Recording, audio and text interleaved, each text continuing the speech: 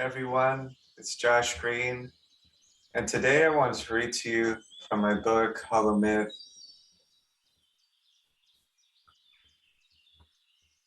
Chapter 1, Hollow Myths.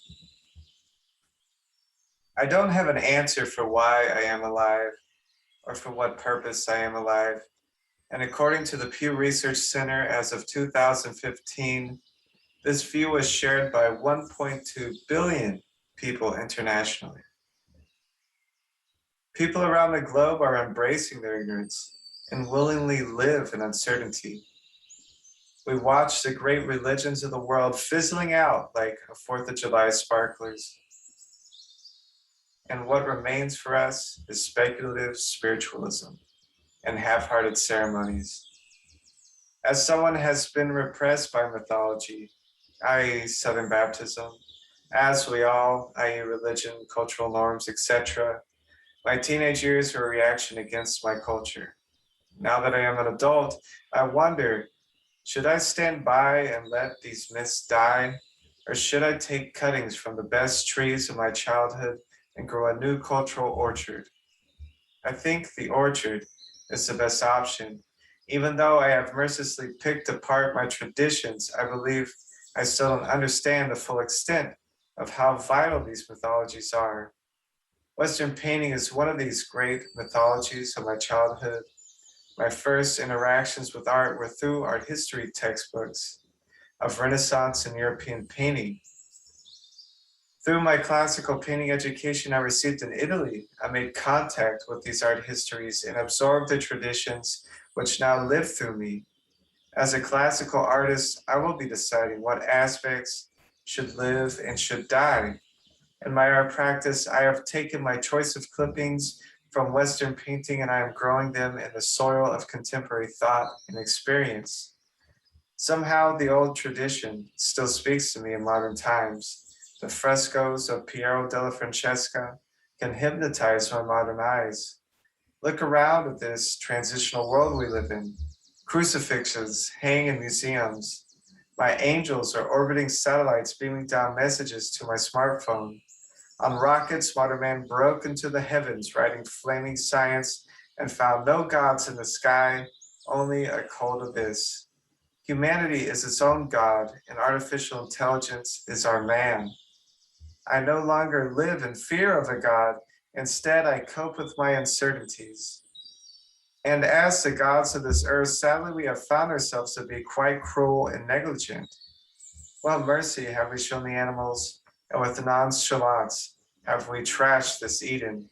So I'm writing my own mythology of uncertainty and ignorance in the language of Western painting, because Western painting's history offers a depth of expression that the new digital media cannot.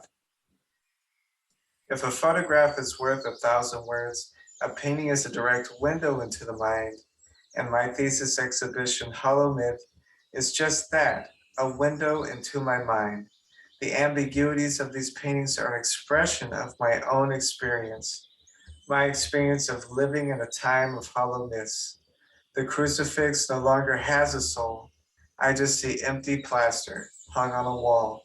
The American flag is just cotton whipping in the wind. God is dead, and life is just a thing that is happening. I hope my paintings have the same deflated grandiosity of a Vatican City gift shop. That is what it feels like to be me living now. These paintings document the daily qualia of my self-observations. I believe my experience is common. For now, my paintings are an attempt to reflect on my experience of hollowness. But over my career, I hope to create something for myself to believe in.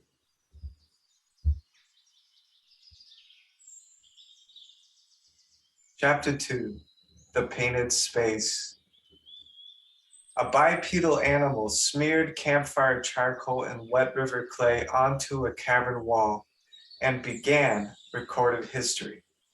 That was the day we became humans. Painting allowed mankind to transfer thought and feeling into a semi-permanent body which could long outlive the artist. The invention of painting made humans the first animals to break free from the cycle of natural selection and to take evolution into their own hands by creating inherited culture. A circle with rays around it became the sun. A line with four projecting lines and a circle on top became human. These messages on the walls evolved into writing, for example, Egyptian hieroglyphs and ancient Chinese script. Markings in the mud, i.e., cuneiform, became a means of accounting which allowed for commerce. Thus, from the cavern walls evolved Hammurabi's Code, the Tales of Gilgamesh, the Book of the Dead. We all inherit thousands of such mythologies which allow the diverse peoples of the world to agree on a common set of beliefs, enabling a large group of strangers to come together and to cooperate. Painting is where it all began. The painted space is where the myths were created. The painted space bridges perceptions. As a painter, I would like my art to reveal the function of painting as well as to reflect on how much of our daily lives are imagined. This doesn't mean I am anti-myth or anti-art. Quite the opposite. I think mythology is the second greatest invention after painting. I believe art's job today is to enlighten, and this means exposing myth as a myth. Every now and then, it is necessary for us to remind ourselves that we are living out stories. There is hope in these revelations that things can get better if we offer the stories ourselves. We must master our mythology rather than falling victim to its dogma and letting history drag us around by the necks. Exposing artifice is the major component of all contemporary art today. I am simply joining the call. Yes, these ideas that rule us are stories we tell ourselves. Yes, they are all heading us down a path of destruction. But look, it is all just a myth. Now, who do we want to become and what will our story be?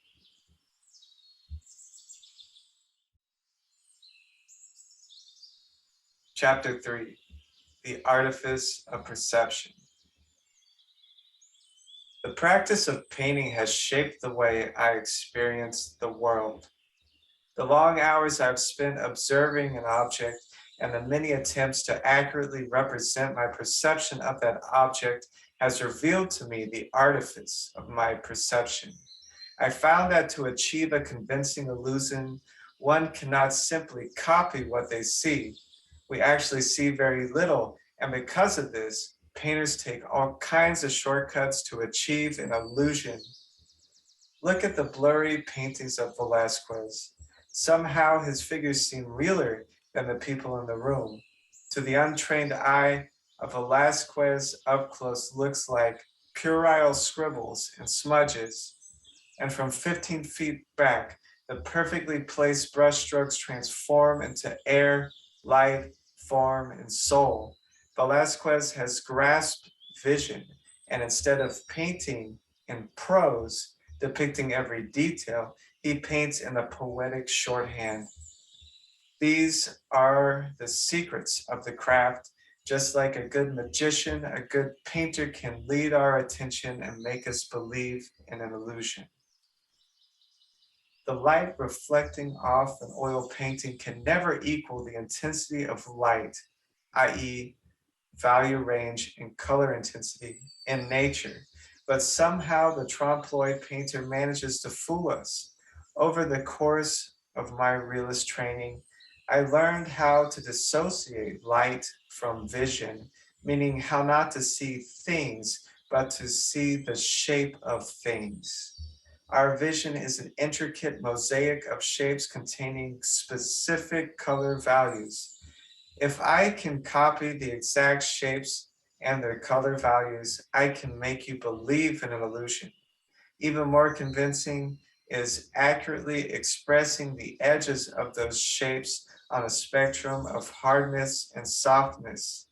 The softest edge being those of a misty cloud, the hardest edge being those of a razor blade. And if you want to take the illusion one step further, one must accurately copy the relationship of all shapes, edges, and color values to one another within the visual field. For example, stating what is my warmest warm, what is my reddest red, what is my blackest black. Now, on a spectrum, how does the blue here compare to the bluest blue, and so forth? The relationships of color values of the abstracted visual field must be compressed into the value and chromatic limits of the pigments of oil paint. Cameras go through the same process to create a JPEG. A photo must work with the value and chromatic limits of the printing inks, or the intensity of light from the illuminated screen. We can see how a camera compresses light in settings of both intense and low lighting, such as a sunset. The sun will appear a burnt out white circle and the clouds will be charred black bricks. Because of the extreme value range of the sunset, the camera fails to accurately compress the values. So, a good painter knows the sun should be our lightest light, the sky is our secondary light, the clouds are our tertiary light, etc. Our minds also compress vision. We can observe the compression of our minds after a long walk outside under the sun. When we come indoors, burnt out white shapes appear in our vision, just like those of the camera's sensor. These are just the mundane ideas the realist painter must know. The problem of interpreting our perceptions is much more interesting, meaning, what does these shapes mean? I observe that I project myself onto the world. For example, the sunset we have been trying to record. Why do I want to record it? Why is the vision of a sunset significant? Because I find its arrangement of colors to be beautiful. Beauty is a subjective concept, meaning no single definition exists in the world. Beauty is something I project onto that particular sunset, something in the sunset's specific arrangement of shapes, of color values, has aligned with my internal conception of beauty. This phenomenon of perception, awakening, affection, and association is mysterious, but the painter must solve these mysteries in order to communicate to an audience. Visual interpretations and associations are how the painter can add subtext to an image rather than being literal. The difference is the same difference between prose and poetry. Are you an artist if you only document what you see? No, the art happens in the subtext, meaning the things left unsaid. How we interpret what we see is guided by biological evolutionary responses, communal cultural responses, and acquired personal responses. As for biological responses, have you ever mistaken a stick for a snake?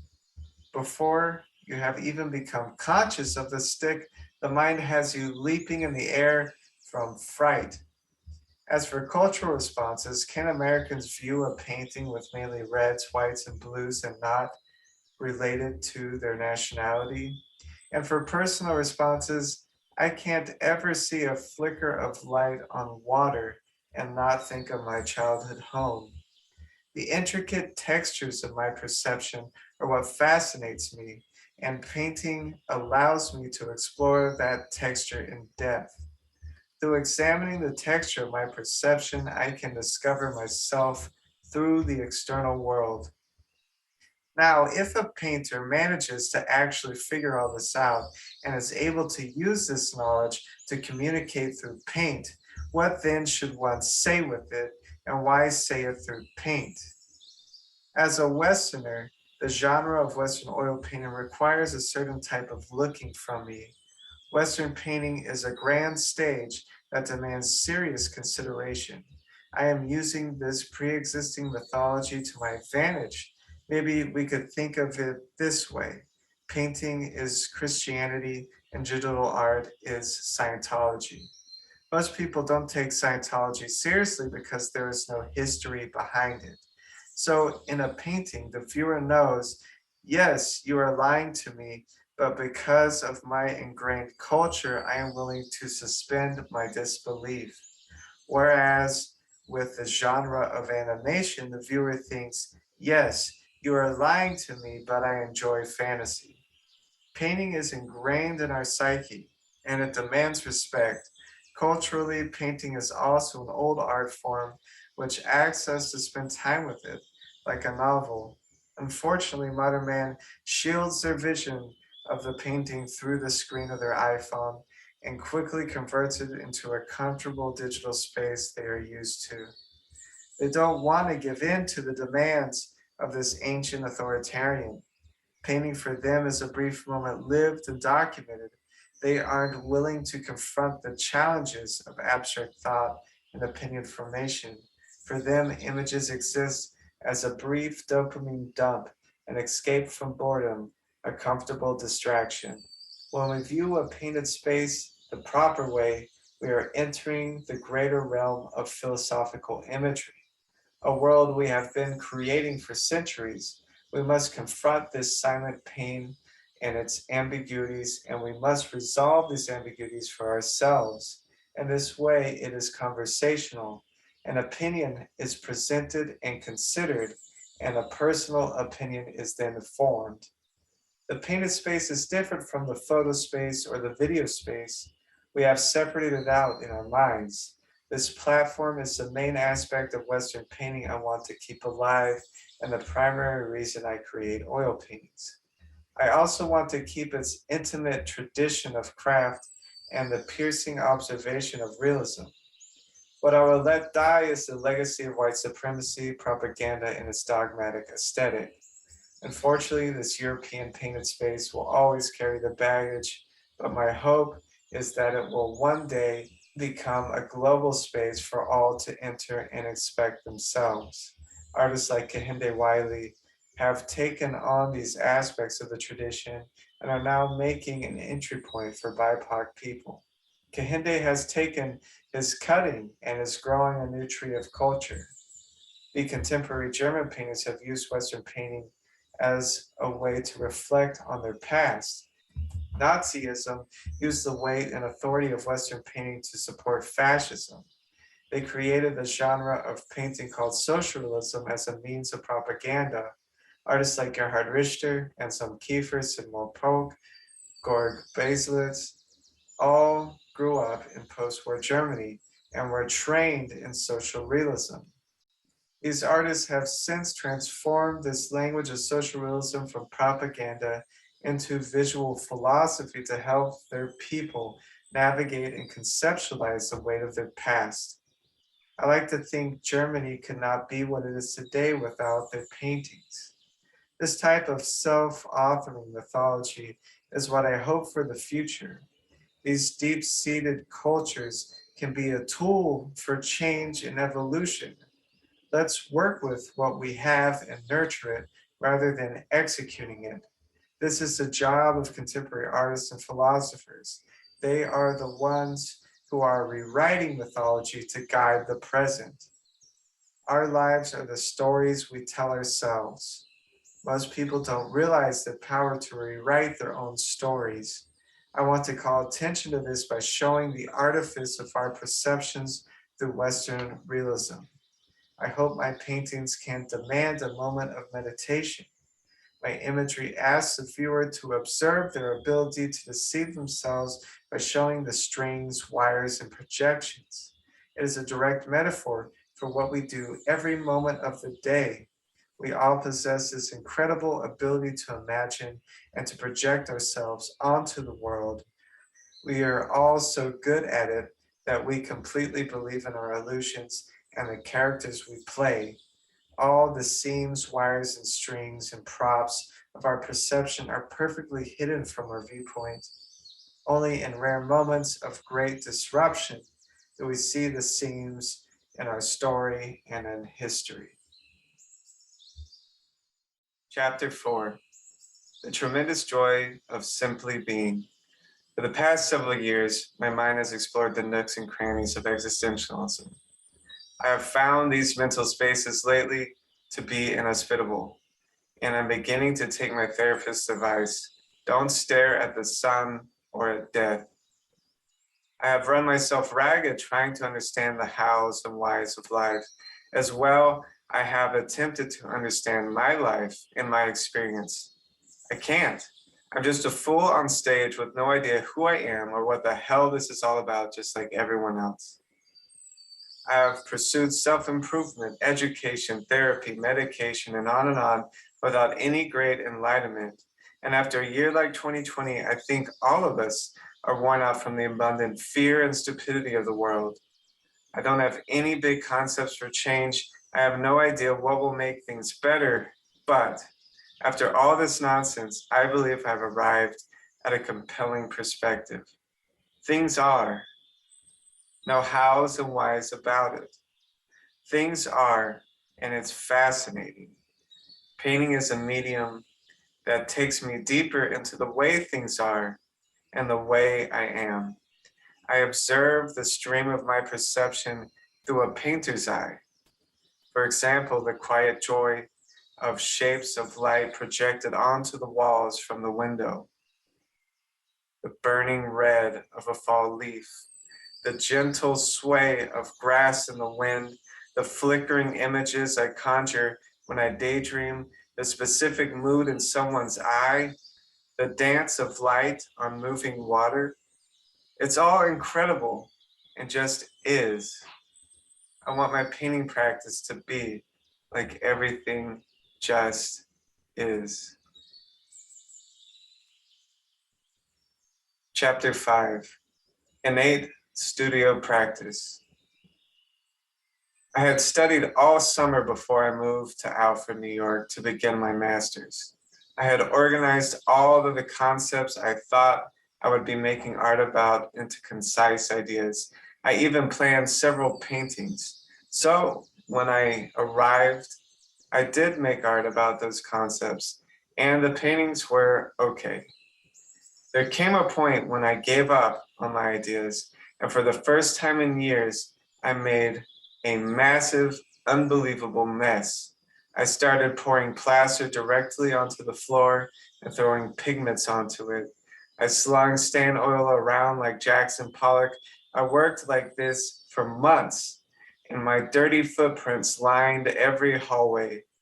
After the semester came to a close, I had to chisel the floor back to smooth. That was a critical moment when all my personal myths of what an artist is, what art is, and who I should be as an artist collapsed. It was the first time I had had fun painting in years. I rediscovered the sensuality of dry pigments, the translucence of oil, the smells of paint, the gestures of creating. I'm in love with it all. I brought that joy back to realism, the infinite joy of observing the fall of light, the challenge of describing it in a flick of a wrist. I thought, why stop? How do I want my days in the studio to be? Should I feel like every day I am climbing Everest, or could I be a child in a sandbox? I kept working like this into the next semester, and I found concepts were coming about naturally from making. I developed faith in myself, and that through my practice, the art would come. This is now my practice. It is the natural way of working. I don't block myself. If an idea arises, I make it. This innate art practice is intuitive, and I believe that intuition is a synthesis of years of lived experience and thought into a singular guiding emotion. Intuition is a shortcut, an energy saver. I have faith that there is logic in my actions. It is up to me to interpret my actions correctly. My concepts come after the fact, after periods of intense making. I then spend a long time analyzing the art and discover what in the hell it is I've been doing. I know it seems completely backwards, but the ideas that arise from intuitive work are more sophisticated than anything I could consciously plan. All I have to do is play.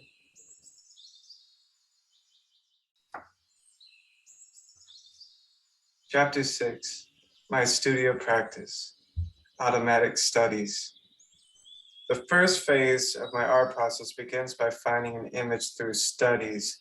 These studies are done using the automatic methods of the French surrealists, also known as automatism, which is an attempt to capture the pure stream of thought free from aesthetic and rational constraints.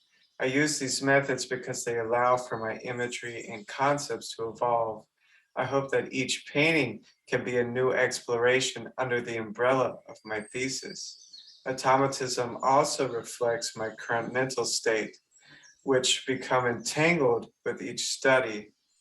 Through the studies, I explore what it's like to be me at that moment, what I can do with paint, and new angles on my concepts. The automatic studies are done in many mediums: crayon, paint, plaster, GAN-generated imagery. These studies are playtime. There are no rules or judgments, I just make. This type of play is sincere, meaning I don't play frivolously. It is an honest effort to make something meaningful. After making some studies, there will be only a few with obvious significance. The rest are discarded. What the significance is, I am not always aware, but the study will create a visceral response that summons an interesting mood, emotion, thought, or memory. Through this process, I am exploring myself. I am looking for answers to who I am and to what is happening inside. My eye is my guide. Building it. Once I have created a study of significance, I build it. This phase is still a form of automatism, but it is directed towards fleshing out the image. I try to recreate the image in the 3D form, usually in plaster or fabric. This process takes away the ambiguities of the study and gives the idea the thusness of the natural world. These grand ideas take on ordinary bodies that humble them. This building process also allows me to spend time in the mental space of the image and to really feel what is there. Framing it. Now that the object or scene is created, I place it on my still life stage. I must find the correct viewpoint, light effect, and framing of the object to amplify its significance. This process involves an extensive photo shoot of the object from many different angles and under many different light sources. I find it's best if I don't think so much and just shoot.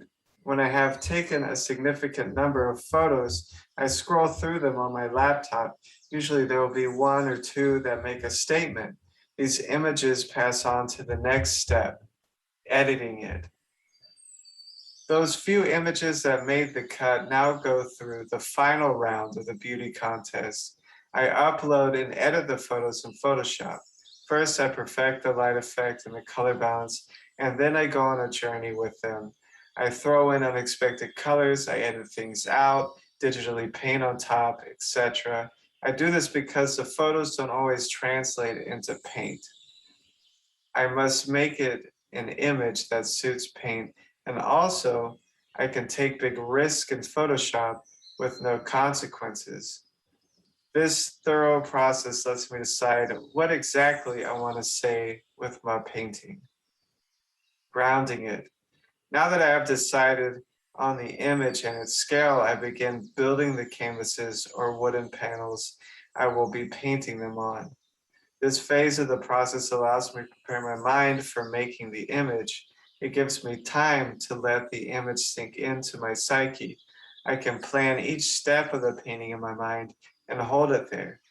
Every time I build a panel or canvas, I also try to improve upon its stability and archivability by solving problems from the last canvas or panel. Drawing it. I draw the image several ways.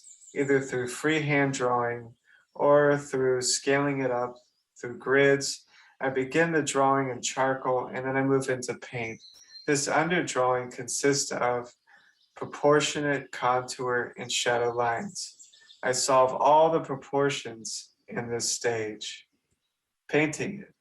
Finally, I can begin painting. I pre-mix the colors needed for the day on my palette. I begin painting the color masses in all the major shapes. I first go for the visual impression and slowly work towards specificity. The early stages of the painting are simply copying the digital image from my illuminated laptop screen. Once I have achieved a relatively accurate copy, I begin focusing on what the painting needs. After departing from the digital image, I reconsider everything and will often paint out of my head. I will make up folds, blobs, colors, shadows, or whatever is needed to reach the image's ultimate significance.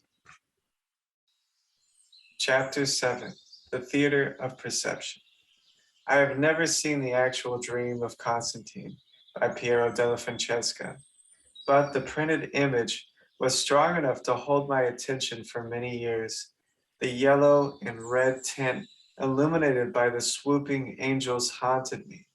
Something about the way the tint opened has a deep significance that I cannot put into words. What a great mystery it presented. I wanted to explore my quality of looking at the image of Dream of Constantine. I hope to discover what the significance was inside of me that I projected onto the image. Somehow the image was the only link I had to that internal space. There wasn't anything that felt similar. I began by building the motif. I dipped cotton cloth into wet plaster and draped it over a stick. I ran a wire from underneath to give structure to the rising folds.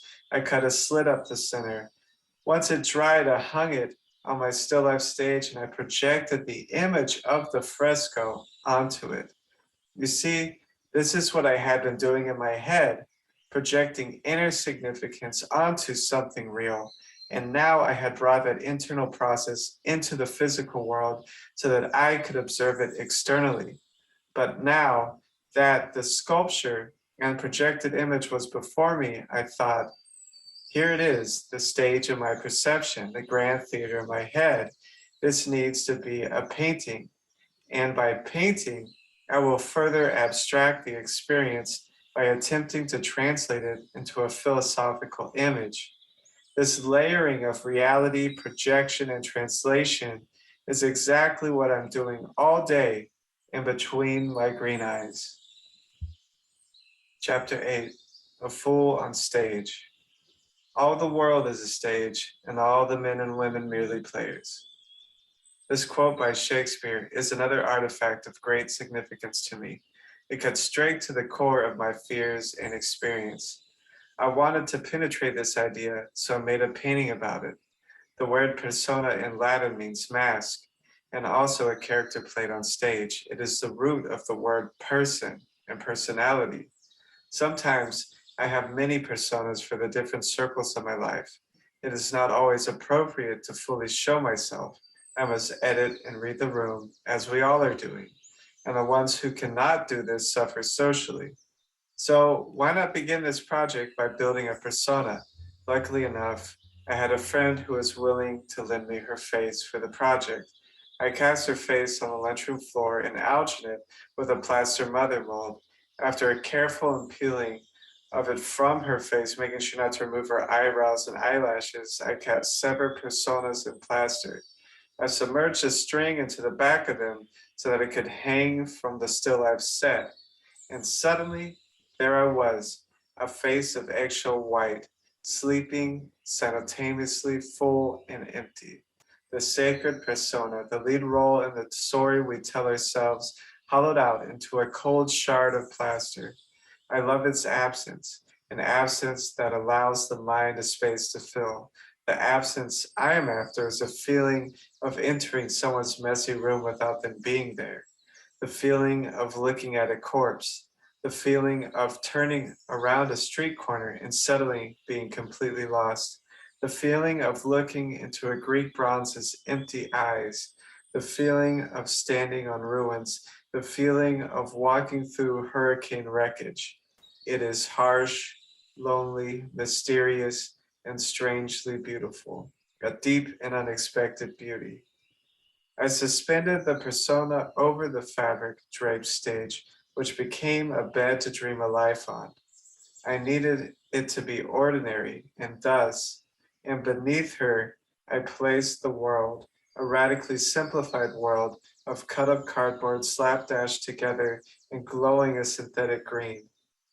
The role this persona plays is the fool, a person who suffers from their ignorance, a quixotic fool who lives in a great fantasy of their own. And to be awakened from this fantasy is to lose all meaning in life. At least Quixote has something great to live for. Thus, I once again took something internal and brought it outside so that I could understand it. The final chapter, Constructions. The collection of paintings called Constructions appear as if I slung a bucket of hydrochloric acid onto Western painting and melted out all the substance. This glistening Dairy Queen Slurpee art is uncomfortably empty. The viewer's mind scrambles to resolve the ambiguities, but it cannot assign concepts to the imagery. What is this substance? Where is this space? What does it mean? I have hollowed out the genre and have left only the illusion. The absence of decipherable content, for me at least, frames realist painting in a new way. The imagery is also a metaphor for my revelation in the chapter, The Tremendous Joy of Simply Being. These paintings just are, as life for an atheist just is. They exist because of chance decisions made intuitively in my open-ended art process, rather than strict adherence to depicting a concept. I believe that mid-century Avex paintings had the same goal. They sought a purity in painting through reducing it to just material on a surface. But the language of abstraction has lost its pizzazz it once had, and I believe realism is now a better language for thusness. While this imagery may be empty for most viewers, and now I may be contradicting myself, for me, they express the qualia of the time I was creating them in. How can I fully express the range of thought and feeling I experienced in just one day? That in itself could be a series of novels. Through this intuitive process of painting I have developed, I put my faith in my intuition to guide me. I do believe that they capture my mood of the time I was creating them in. For example, the painting of the crumbling golden arch was painted in the summer of 2020 in my bedroom in Florida. The arch is a symbol of societal triumph, and I believe this motif arose from my unconscious to express my anxiety for American society in that moment. I imagined the image shortly after George Floyd was murdered. What a brutal time it was, with the compounding crises of government corruption, COVID, and societal unrest. We were all watching the misery of our time play out through the cold distance of our TV screens and iPhones while stuck in isolated lockdown. Somehow, this perfect image came out of my mind, which embodied the mental states of that summer. Each image has a significance for me, but what is important for the viewer isn't the story, but the mood the images carry.